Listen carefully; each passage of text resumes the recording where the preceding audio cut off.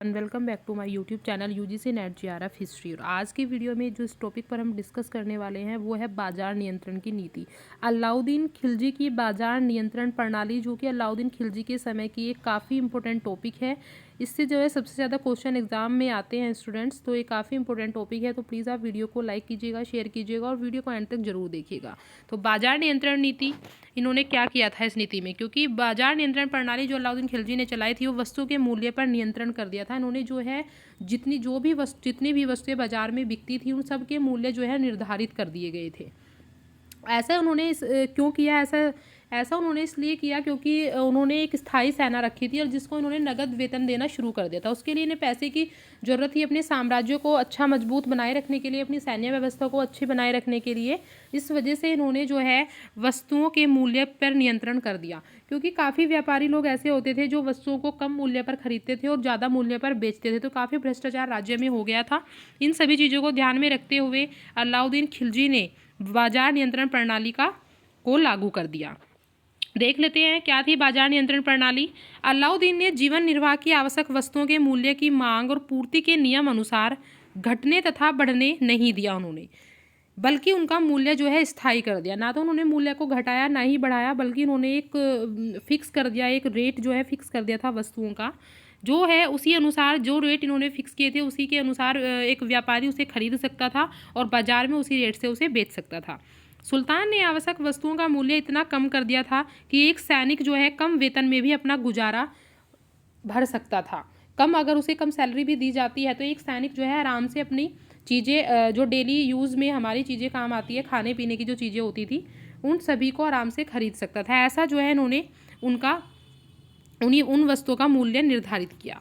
उसने तय कर दिया कि मूल्य वही होगा जो सरकार के द्वारा निर्धारित मूल्य सूची में दिया जाएगा। एक सूची को जो है इन्होंने लागू किया था। उस सूची में सभी वस्तुओं के मूल्य, सभी वस्तुओं के रेट जो है फिक्स कर दिए थे। उसी के अनुसार जो व्यापारी है, जो बाजार में व्यापारी है, जो भी खरीदे बेचेगा वो उसी रेट के अकॉर्डिंग उस चीज़ को लेगा। अलाउद्दीन खिलजी ने क्या किया कि वितरण की व्यवस्था के लिए इन्होंने सामान के वितरण के लिए दिल्ली में विभिन्न प्रकार के बाज़ारों की इन्होंने व्यवस्था की। दिल्ली में बहुत सारे बाज़ार इन्होंने बनाए, जिसमें सराय अदल सरकारी सहायता प्राप्त जो है बाज़ार था, जिससे जो है सरकार से सहायता प्राप्त थी, जहाँ जो है वस्त्र और अन्य वस्तुओं का व्यापार होता था, वस्त्र का और अन्य वस्तुओं का। दिल्ली आकर व्यापार करने के लिए व्यापारियों को दीवानी रियासत में अपना नाम लिखवाना पड़ता था और बाजार की संचालन की पूरी जो व्यवस्था है, बाजार का जो संचालन करता था सदर रियासत नाम का एक अधिकारी, जो बाजार संचालन करता था। अनाज मंडी नगर के प्रत्येक मोहल्ले में स्थापित की गई थी और अनाज की खरीद बिक्री होती थी। मुस्लिम व्यापारियों को माल खरीदने और व्यापार के लिए इन मंडियों में विशेष लाइसेंस मिले हुए थे। जो मुस्लिम व्यापारी थे इन्हें जो है इस बाजार में माल को खरीदने और बेचने के लिए लाइसेंस प्राप्त थे। इन व्यापारियों के अलावा शहरी क्षेत्रों में भी कोई भी किसानों से अनाज खरीदने की पेशकश नहीं कर सकता था। शहरी क्षेत्रों में किसानों से कोई भी नहीं खरीदेगा अनाज, सिर्फ जिन्हें लाइसेंस प्राप्त है उनसे ही हम अनाज खरीद सकते थे। इन्होंने क्या किया था, अलाउद्दीन खिलजी ने सार्वजनिक वितरण प्रणाली का जनक इन्हें ही कहा जाता है, क्योंकि अलाउद्दीन खिलजी जो है इस बात को काफ़ी अच्छी तरीके से समझते थे कि मूल्य नियंत्रण से ही वस्तुएं कम कीमत पे ही नहीं बिक सकती, वरन उनका भंडारण भी किया जा सकता है, मतलब उनको इकट्ठा करके भी रखा जा सकता है। उसने अनाज के भंडारण के लिए बड़े बड़े गोदाम बनवाए थे, जहाँ पर अनाज को इकट्ठा किया जाता था। इन गोदामों को अनाज केवल आपातकालीन परिस्थितियों में ही निकाला जाता था। इनसे जो अनाज निकाला जाता था वो सिर्फ आपातकालीन परिस्थितियाँ, मतलब जैसे कि कोई अकाल पड़ा या कोई बीमारी आई, भूखमरी आई, तो उसी टाइम पर ही इस अनाज का यूज किया जाता था। ऐसे प्रमाण हमें अलाउद्दीन के राशन की व्यवस्था भी इन्होंने लागू किया, ऐसा प्रमाण हमें प्राप्त होता है कि ये राशन भी आम व्यक्ति को देते थे। अकाल के समय प्रत्येक घर को आधा मन जो अनाज था वो प्रतिदिन दिया जाता था। बाजार के जो कर्मचारी थे वो देख लेते हैं कि सदर रियासत के अधीन जो है 3 अधिकारी थे। सहना जो कि एक निरीक्षक था, बरीद जो कि एक गुप्तचर अधिकारी था, और मुनिया जो है गुप्तचर नियुक्त किए जाते थे, मुनिया नाम के। खिलजी वंश जो है आप देख लेते हैं कि अलाउद्दीन खिलजी के व्यक्तित्व का मूल्यांकन कैसे किया जाएगा।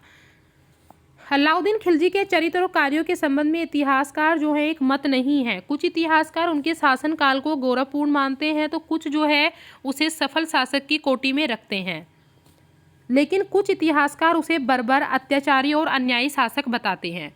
ऐसा जो है कुछ इतिहासकारों ने कहा। एलिफिस्टन के अनुसार, एलिफिस्टन एक इतिहासकार हैं जो क्या कहते हैं कि उसका शासन जो है गौरवपूर्ण था। अनेक मूर्खतापूर्ण एवं क्रूर नियमों के बावजूद भी वह सफल शासक था। उसने अपनी शक्ति का प्रयोग जो है उचित रूप से किया, ऐसा उन्होंने बोला है। अब अलाउद्दीन खिलजी के बाद में खिलजी वंश का पतन होना शुरू हो गया, तो वो देख लेते हैं कैसे खिलजी वंश का पतन शुरू हुआ।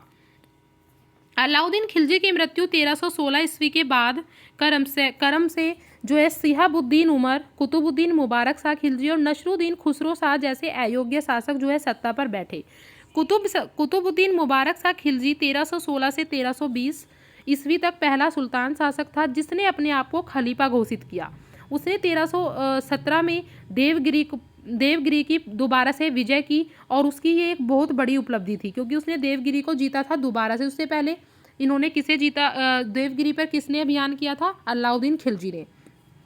बाद के दिनों में वो जो है विलासी प्रवृत्ति का व्यक्ति हो गया था और दरबार में भी स्त्रियों की पोशाकें धारण करने लगा था। ग्यासुद्दीन तुगलक ने खिलजी वंश के अंतिम सुल्तान नसरुद्दीन खुसरो शाह की हत्या कर दी और स्वयं को सुल्तान घोषित कर दिया और एक नए वंश की नींव डाली जिस वंश का नाम था तुगलक वंश। उसने अपने आप को पैगंबर भी, मुबारक शाह खिलजी की हत्या कर खुसरो शाह जो है शासक बन जाते हैं और वह अपने आप को पैगंबर का सेनापति कहते हैं, ऐसा कहा जाता है। लेकिन बाद में ग्यासुद्दीन तुगलक ने नसरुद्दीन खुसरो शाह की हत्या की और स्वयं को सुल्तान घोषित करके एक नए वंश की नींव डाली। अब खिलजी वंश का पतन हो चुका है दिल्ली सल्तनत में और एक नया वंश आएगा जिसे हम तुगलक वंश के नाम से जानते हैं, जिनका शासन तुगलक वंश जो शासन करेगा वो 1320 AD से 1414 AD तक शासन करेगा। 1320 से 1414 ईस्वी तक दिल्ली सल्तनत पर तुगलक वंश का राज्य होगा जिसके संस्थापक होंगे ग्यासुद्दीन तुगलक शाह। सो स्टूडेंट्स, आज की वीडियो में हमने अलाउद्दीन खिलजी की बाजार नियंत्रण प्रणाली और खिलजी वंश के पतन के बारे में पढ़ा है। नेक्स्ट वीडियो में हम तुगलक वंश के बारे में पढ़ेंगे। तब तक के लिए अगर आपको वीडियो अच्छी लगी हो तो प्लीज़ वीडियो को लाइक शेयर कीजिएगा और चैनल को सब्सक्राइब जरूर कीजिएगा। Take care, have a good day.